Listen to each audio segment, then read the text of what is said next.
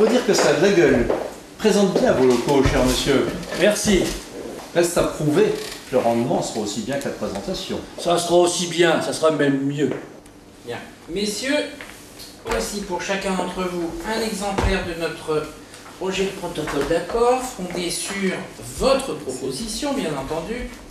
Vous verrez, nous sommes en phase sur à peu près tout. Attendez. Vous maintenez le prix de vente, mais je vois que vous avez réduit le montant à la signature de 50 à 40% et vous répartissez le sol en 3 annuités dégressives. Ça ne correspond pas à nos conditions de vente, qui étaient, regardez notre document, de 50-50. Pourquoi? En fait, nous avons dû renforcer la garantie de passif pour nous assurer qu'il n'y aurait pas de baisse du chiffre d'affaires d'une part, Il n'y en aura pas. Je vous l'ai déjà dit, il n'y en aura pas. mais que le ciel vous entende. Vous savez très bien que les clients, je veux dire les grands comptes, ne veulent plus travailler avec les clients comme Sigma, ou même comme nous d'ailleurs. Dans ces conditions, il faudra bien qu'on se regroupe et sans doute qu'on revoie nos marges, puisque les volumes vont changer. Et alors personne ne peut prévoir s'il y aura ou non maintien du chiffre d'affaires. Nous sommes d'accord. Mais on ne peut pas pour autant annuler la totalité du risque de l'acheteur en le faisant supporter intégralement au vendeur. Il faut bien que vous, acquéreurs, vous preniez également vos responsabilités, comme nous prenons les nôtres.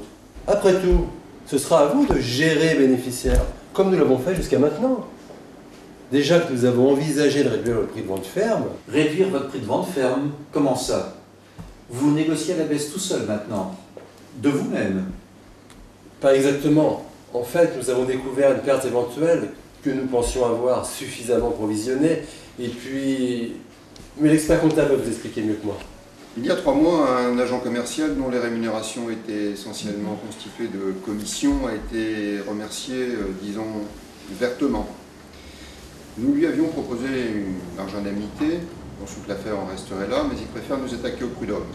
J'avoue que j'avais oublié de vous signaler ça pendant l'audit. Or, il réclame beaucoup plus que nous lui offrions, évidemment. Si nous perdons, il y aura une dépense plus lourde, des frais de justice en plus.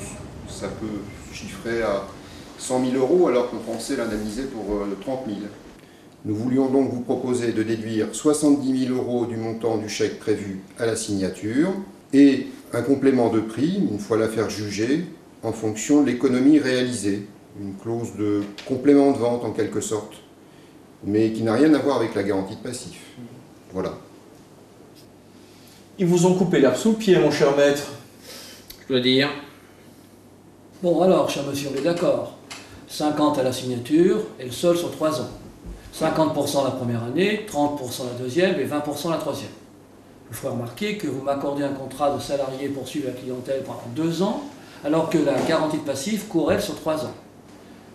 La troisième année, s'il y a récession, comment pourrais-je intervenir? J'avais bien raison Il y a raison de quoi? de dire que vous aviez le sens de l'humour. Décidément, ça me plaît bien. Maître, y a-t-il encore d'autres choses dans nos dossiers? Oh, c'est à peu près tout. Quelques points de détail, la vérification des sommes, puis l'accord du banquier, naturellement.